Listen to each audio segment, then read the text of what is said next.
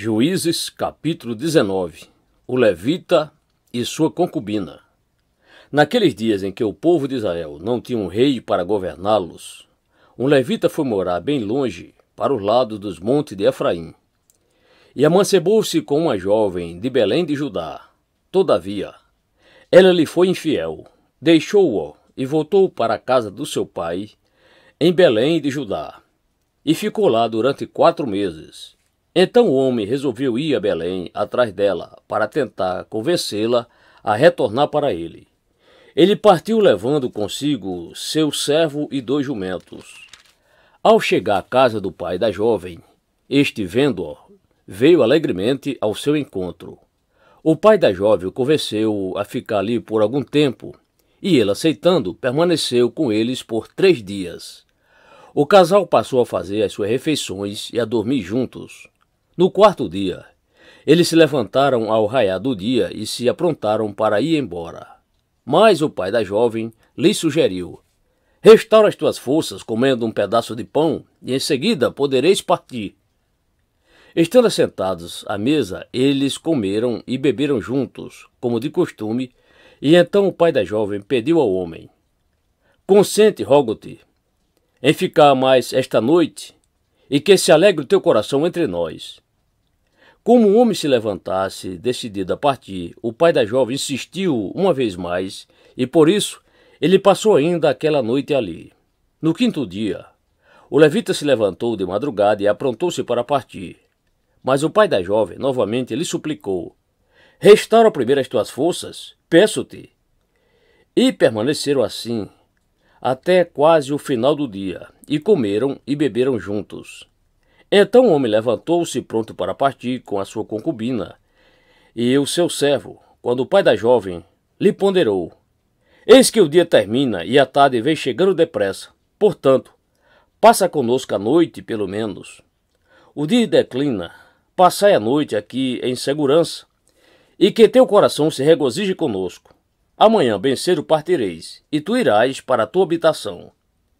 Contudo, o homem, recusando passar mais uma noite, levantou-se convicto, partiu e chegou até Jebus, isto é, Jerusalém, com 2 jumentos selados e com a sua mulher.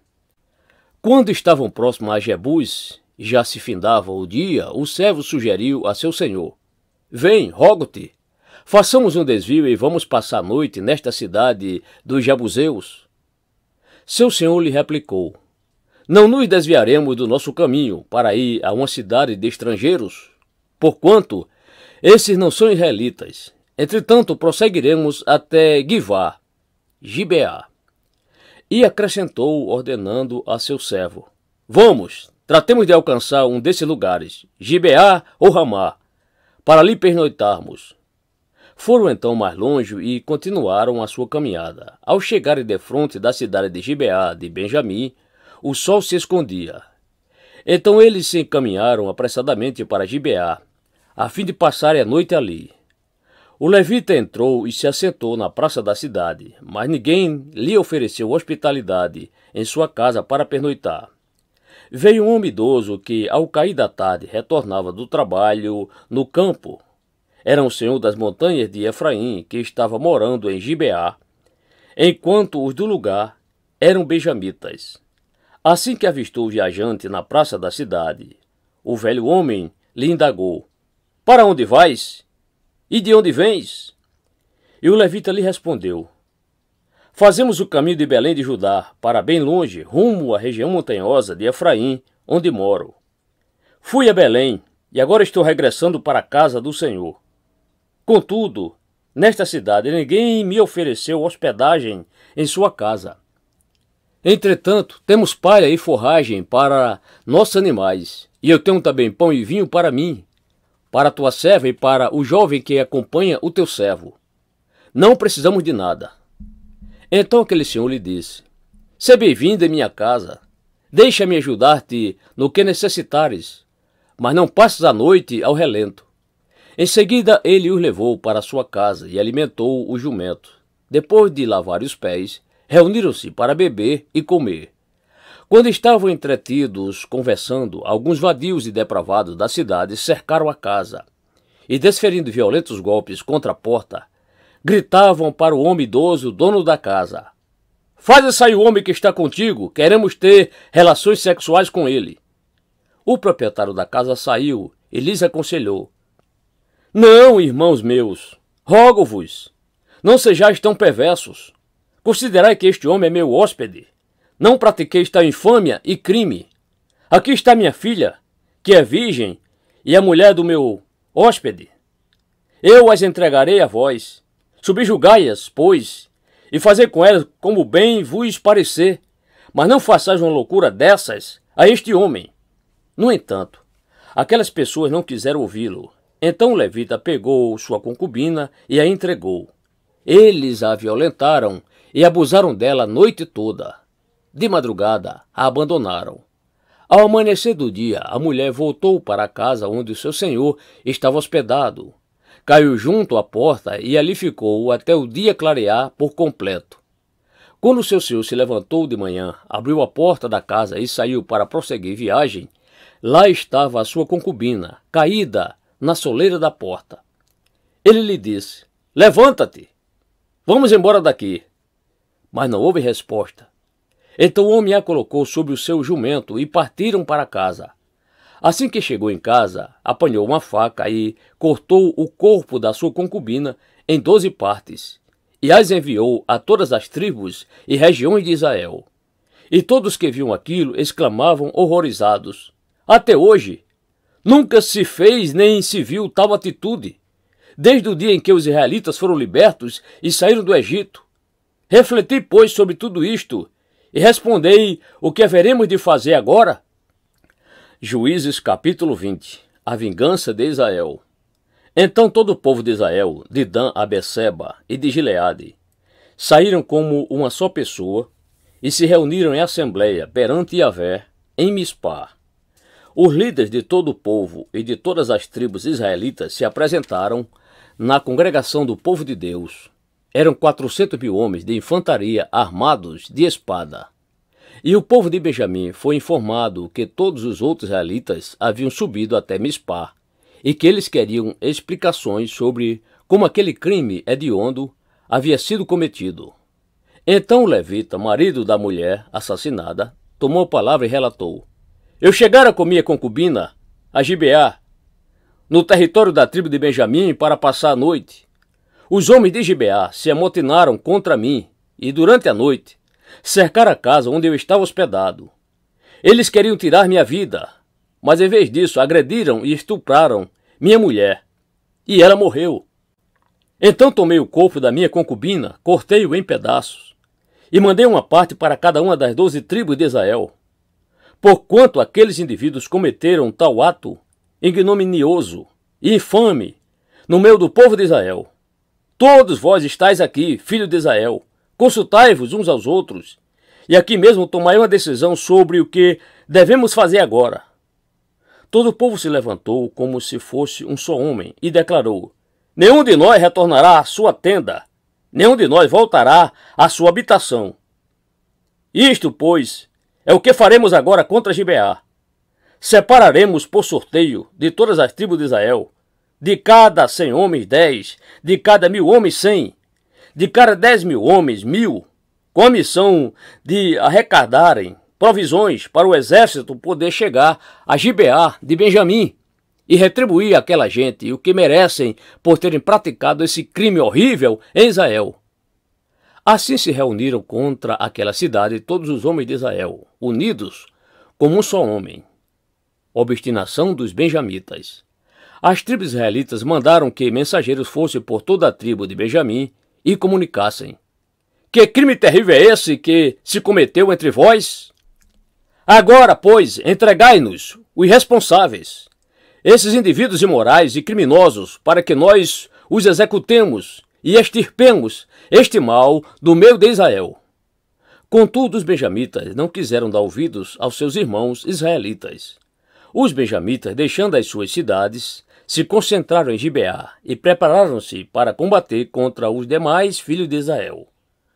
Contaram-se naquele dia os benjamitas vindo das diversas cidades. Eram 26.000 homens hábeis no manejo da espada, sem contar os próprios habitantes de Gibeá. Em todo esse exército havia 700 homens de escol, canhotos.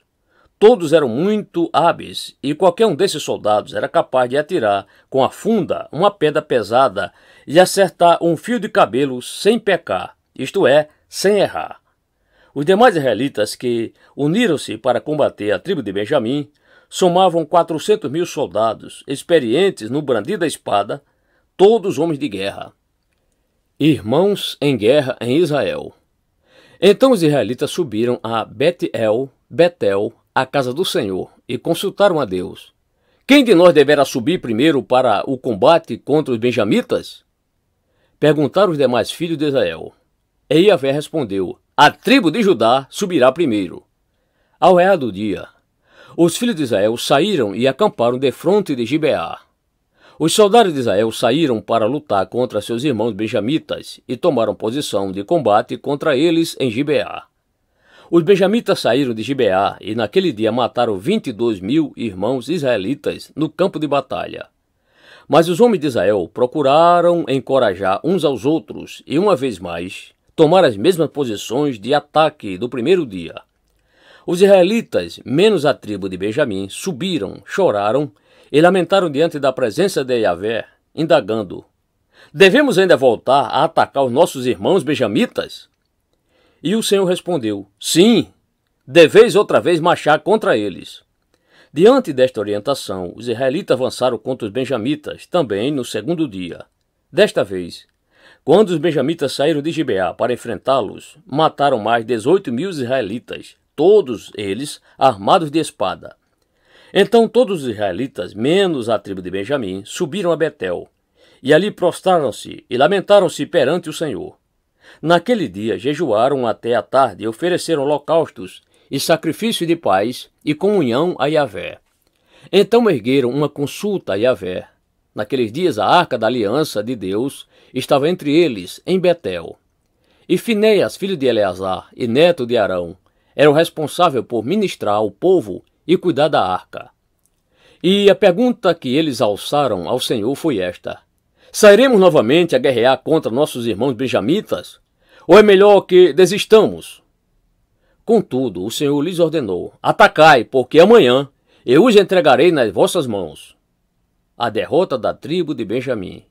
Então os israelitas reorganizaram as tropas e armaram uma emboscada ao redor de Gibeá. No terceiro dia, os filhos de Israel marcharam contra seus irmãos benjamitas e, como das outras vezes, posicionaram-se em ordem de batalha defronte de Gibeá. Os benjamitas saíram confiantes para enfrentá-los, mas foram atraídos para longe da cidade. Começaram, como nas outras batalhas, a ferir alguns da coalizão israelita, e cerca de 30 homens foram mortos em campo aberto e nas estradas, uma que leva a Betel e outra que vai para Gibeá. Enquanto os benjamitas exclamavam, eis que os venceremos como antes, os demais israelitas combinavam, vamos fugir para atraí-los para longe da cidade, para as estradas. Então todos os homens de Israel abandonaram as suas posições e se organizaram em Baal-Tamar, e a emboscada da coalizão israelita atacou de sua posição a oeste de Gibeá. 10.000 homens de elite, escolhidos de toda a coalizão de Israel, vieram violentamente contra Gibeá. Recrudesceu o combate, mas os outros não sabiam a desgraça que os aguardava. Yahvé derrotou Benjamim na presença de todo Israel, e naquele dia a coalizão israelita matou 25.100 benjamitas, todos hábeis, soldados armados de espada. Então os benjamitas concluíram que estavam mesmo derrotados. Os israelitas bateram em retirada diante de Benjamim, porquanto tinham plena confiança na emboscada que haviam preparado perto de Gibeá. Os homens destacados para a emboscada avançaram depressa na direção de Gibeá, espalharam-se e mataram todas as pessoas da cidade. O exército israelita e os homens que estavam escondidos tinham combinado um sinal.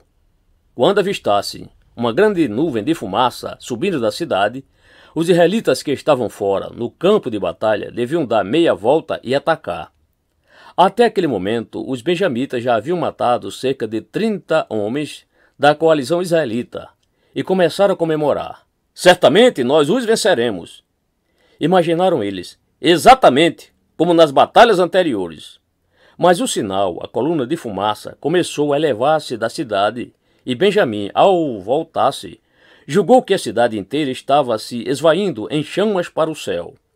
A coalizão israelita, então, deu meia volta e os benjamitas se assombraram ao compreender que a hora da sua desgraça havia chegado. Então partiram, em fuga desesperada da presença dos demais filhos de Israel, na direção do deserto. Mas os perseguidores os alcançaram, e os que vinham da cidade os massacraram a todos, atacando-os pela retaguarda. Eles cercaram os soldados de Benjamim, perseguiram-nos sem tréguas e os aniquilaram até perto de Gibeá, no lado leste do nascente do sol. 18.000 dos melhores soldados benjamitas tombaram mortos. Os sobreviventes viram-lhe as costas e fugiram rumo ao deserto, para o rochedo de Rimon. 5.000 homens foram mortos nas estradas. A coalizão israelita perseguiu o restante do exército benjamita e assim matou mais 2.000 soldados. Ao todo, 25.000 benjamitas foram mortos naquele dia, todos eles soldados hábeis e valentes. Entretanto, 600 homens retrocederam e fugiram para o deserto na direção do rochedo de Rimon. Ali permaneceram escondidos por 4 meses. A coalizão israelita voltou aos benjamitas e passou ao fio da espada toda a população masculina da cidade, e até mesmo o gado e tudo o que ali se achava. E também atearam fogo em todas as demais cidades benjamitas da região. Juízes capítulo 21. Remorso dos israelitas. Então os homens da coalizão dos israelitas haviam feito em Mispá este juramento diante de Deus: ninguém dentre vós dará sua filha em casamento a qualquer filho de Benjamim. O povo retornou a Betel e ficou ali na presença de Deus até a tarde. Eles choraram amargamente em voz alta e clamaram: ó Yahvé, seu Deus de Israel! Bradaram eles: por que nos aconteceu tamanha desgraça? Por que Israel perdeu uma de suas tribos? No dia seguinte, o povo se levantou ao raiar da alvorada e construiu um altar e ofereceu holocaustos e sacrifícios de paz e comunhão ao Senhor. Depois declararam diante dos filhos de Israel: qual dentre todas as tribos de Israel não compareceu à Assembleia do Eterno? Porque no juramento solene se tinham prometido que todo aquele que deixasse de se reunir diante de Yahvé em Mispá seria executado. Então os filhos de Israel muitos se afligiram e prantearam por seus irmãos benjamitas, e exclamavam: hoje uma tribo foi cortada de Israel. E se perguntavam: que faremos para encontrar esposas para os que se salvaram? Pois juramos a Yahvé que não lhes daríamos nossas filhas em matrimônio. As virgens de Jabes.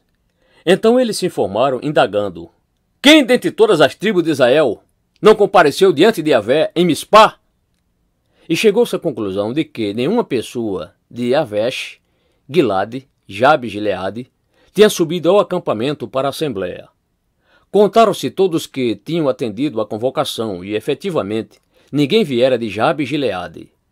Então a comunidade enviou para lá 12.000 homens dos mais corajosos, com esta ordem expressa: ide e passai ao fio da espada todos os habitantes de Jabes Gileade, inclusive as mulheres e crianças.